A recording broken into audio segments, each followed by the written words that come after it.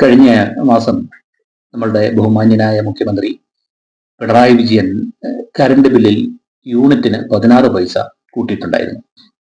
അത് സാധാരണപ്പെട്ട ജനങ്ങൾക്ക് നല്ലൊരു ഉപകാരമാണ് പുള്ളി നടത്തിയതെങ്കിലും നമുക്ക് ഈ കറണ്ട് ബില്ലിനകത്ത് വരുന്ന കുറെ എഴുത്തുകുത്തുകളുണ്ട്. സാധാരണപ്പെട്ട ആൾക്കാർക്കൊന്നും മനസ്സിലാകത്തുമില്ല, എനിക്കും മനസ്സിലാകത്തില്ല. അപ്പോ നമ്മൾ അതിനെപ്പറ്റി ഒന്ന് നോക്കണ്ടേ, ഒന്ന് അന്വേഷിച്ച് നോക്കണ്ടേ. അപ്പം എൻ്റെ ഈ വീഡിയോ 4, 3, 7 പേരെ കാണുള്ളൂ. എന്നിരുന്നാലും കാണുന്നവര് അവർക്കറിയാവുന്ന കാര്യം ഒന്ന് കമന്റ് ചെയ്യുകയാണെങ്കിൽ വലിയ ഉപകാരമായേനെ. അപ്പോൾ നമ്മൾ അതിനെപ്പറ്റി ഒരു അന്വേഷണം നടത്തി, ഇത് എവിടെയാണ് കൂട്ടുന്നത്, ഇത് എന്തിനാണ് മേടിക്കുന്നത്, അങ്ങനെ ഒരു അന്വേഷിക്കുമ്പോഴത്തേക്കിന് നമുക്ക് ഒരു വ്യക്തതയും ഇല്ലാത്ത കാര്യങ്ങളാണ്. ഒരു കാര്യത്തിന് വേണ്ടി തന്നെ 3 പ്രാവശ്യം പൈസ മേടിക്കുന്നു എന്ന് എനിക്ക് തോന്നിയിട്ടുണ്ട്. അപ്പൊ അറിയാവുന്നവർ, കൂടുതലായിട്ട് അറിയാവുന്നവർ ദയവ് ചെയ്തൊന്ന് കമന്റ് ചെയ്യുക. 4, 3, 7 പേരെ കാണുള്ളൂ വീഡിയോ, എങ്കിൽ തന്നെയും ഒന്ന് കമന്റ് ചെയ്യുകയായിരുന്നെങ്കിൽ വലിയ ഉപകാരമായേനെ. എനിക്ക് തന്നെ മനസ്സിലാക്കാമായിരുന്നു. ഞാൻ അവിടെ ഇവിടെയൊക്കെ സെർച്ച് ചെയ്ത് ഗൂഗിൾ വെച്ച് അടുത്തൊക്കെ പോയി കാര്യങ്ങളൊക്കെ തിരക്കി കുറെ വ്യക്തത വരുത്തിയതിന് ശേഷം ഞാനിങ്ങനെ ആലോചിച്ചു, നമ്മളുടെ സംസ്ഥാനത്താണോ കൂടുതൽ പൈസ നമ്മൾ കൊടുക്കുന്നത്, അതോ തമിഴ്നാട്ടിലാണോ കൂടുതൽ പൈസ കൊടുക്കുന്നത് എന്നും കൂടെ ഒന്ന് ആരാഞ്ഞു. അപ്പോൾ ഗൂഗിൾ വെച്ച് അല്ലെങ്കിൽ നമ്മുടെ 2 സുഹൃത്തുക്കളും പറഞ്ഞിട്ടുണ്ടായിരുന്നു, നമ്മൾ തന്നെയാണ് അഭാഗ്യവാന്മാർ, നമ്മളാണ് കൂടുതൽ പൈസ കൊടുക്കുന്നത് എന്നുള്ളതാണ്.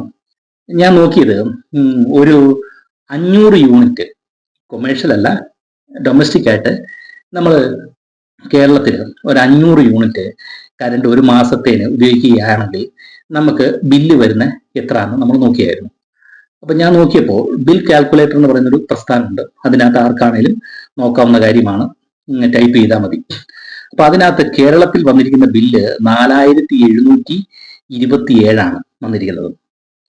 തമിഴ്നാട്ടിലാണെങ്കിൽ 3435, 1292 രൂപയുടെ വ്യത്യാസം, അതായത് 1300 രൂപയുടെ വ്യത്യാസം വന്നിരിക്കുന്നു. അപ്പോൾ ഇതിനകത്ത് വ്യത്യാസത്തിനുപരി കുറെ എഴുത്തുകുത്തുകളുണ്ട്. ഡ്യൂട്ടി എന്ന് പറയുന്ന ഒരു സമ്പ്രദായമുണ്ട്, ഫ്യൂവൽ സർചാർജ്, ഇവിടെയാണ് രസം വരുന്നത്, fixed charge, metre rent, monthly fuel surcharge. ഈ സർ എന്ന് പറയുന്നത് SUR എന്ന് പറയുന്നത് അധികം എന്നാണ്. അപ്പൊ ഇതിനകത്ത് പറയുന്ന ഫ്യൂവൽ സർചാർജും മന്ത്ലി ഫ്യൂവൽ സർചാർജും എന്നാണ് പറയപ്പെടുന്നത്. അപ്പൊ എൻ്റെ അറിവില് നമുക്ക് 30% വൈദ്യുതിയാണ് കേരളത്തിൽ ഉത്പാദിപ്പിക്കുന്നത്. ഈ 30%-നകത്ത് 31 പ്രോജക്റ്റ് ഉണ്ട്. എന്ത്? ജലവൈദ്യുതി പ്രോജക്റ്റ് ഉണ്ട്.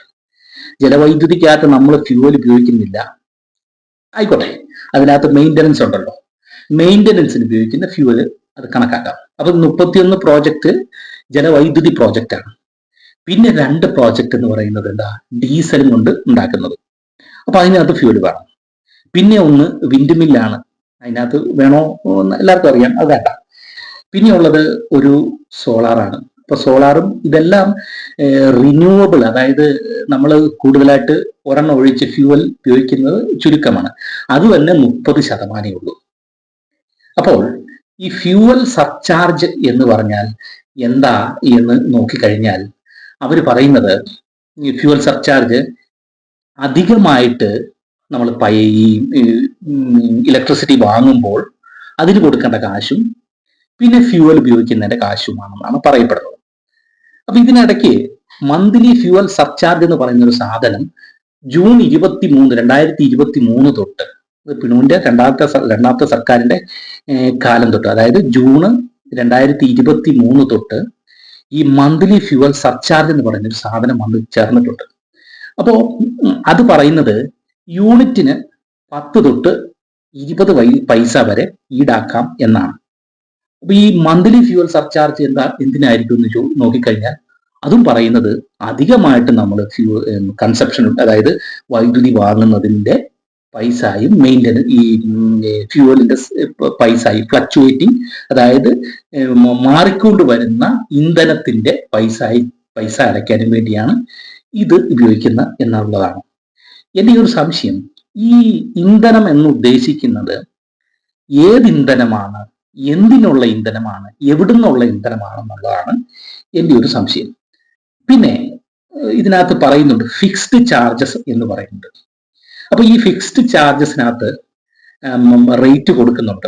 ഏകദേശം 50 വാട്ടിന് അതായത് 50 യൂണിറ്റിന് താഴെ ഉപയോഗിക്കുന്നവർക്ക് ഇതില്ല, ഫിക്സ്ഡ് ചാർജ് ഇല്ല. 50-ന് മേളിലോട്ട് ഏകദേശം 250 കിലോ വാട്ട് വരെ ഉപയോഗിക്കുന്നവർക്ക് 200 തൊട്ടാണ്, 200 വരെയാണ് ഇതിന്റെ റേറ്റ് വരുന്നത്.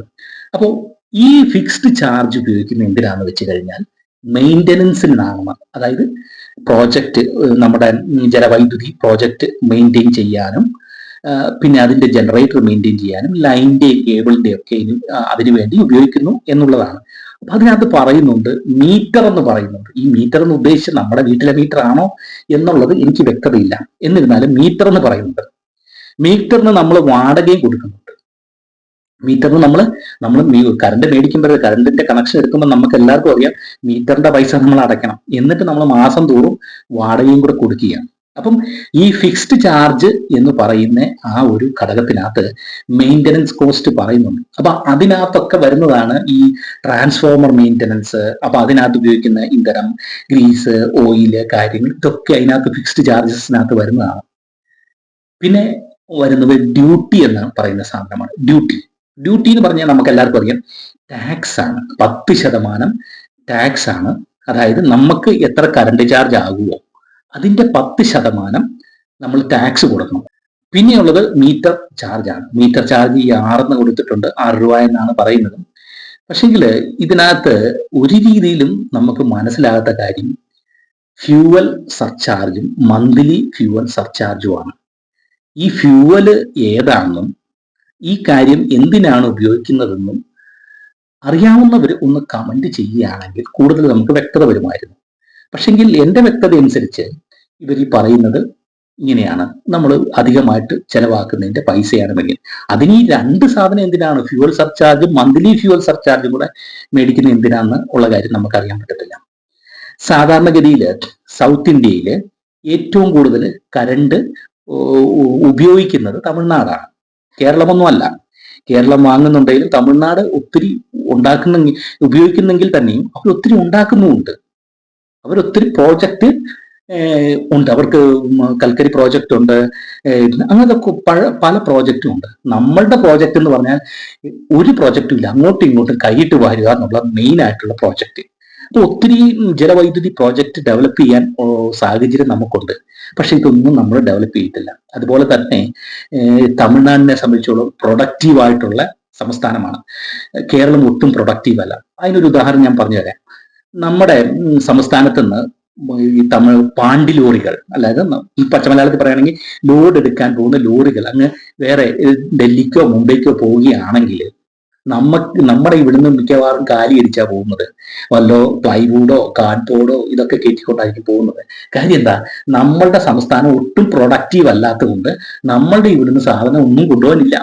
അപ്പൊ അവിടെ നിന്നാണ് ഇങ്ങോട്ട് കൊണ്ടുവരുന്നത്. നമ്മുടെ ഇവിടെ തന്നെ കൂട്ടക്കുത്തലും ഖജനാവ് മോഷണമാണ് പ്രധാനമാണ്. അത് ഏത് പാർട്ടി ആയിക്കോട്ടെ, അതാണ് ഇവിടെ നടക്കുന്നത്. മറിച്ച് തമിഴ്നാട്ടിലോ വേറെ സംസ്ഥാനത്തിലോ ആണെങ്കിൽ എന്താ, പ്രൊഡക്റ്റീവാണ്. ഈയിടെ ഈ മന്ത്രി, അതായത് നമ്മുടെ സജി ചെറിയാൻ പറയുണ്ടായിരുന്നു, നമുക്ക് നെൽപ്പാടമില്ലെങ്കിൽ നമ്മൾ നെല്ല് വാങ്ങുമെന്ന്. അദ്ദേഹത്തിന് എത്രത്തോളം ബോധമുണ്ട്. അങ്ങനെയൊക്കെയുള്ള വ്യക്തികളെ അന്നേരം സ്ഥാനത്തിൽ നിന്ന് മാറ്റുകയാണ് വേണ്ടത്. അപ്പോ എനിക്ക് പറയാനുള്ളത്, ഇത്രയും കാര്യങ്ങൾ എഴുതിയിട്ടുള്ള ആ നമ്മുടെ ബില്ലിനകത്ത് കൂടുതൽ അറിയാവുന്നവരാണെങ്കിൽ ദയവ് ചെയ്ത് ഒന്ന് കമന്റ് ചെയ്യണം. ഇതെന്താണെന്ന് നമുക്കൊന്ന് അറിയാൻ വേണ്ടിയാണ്.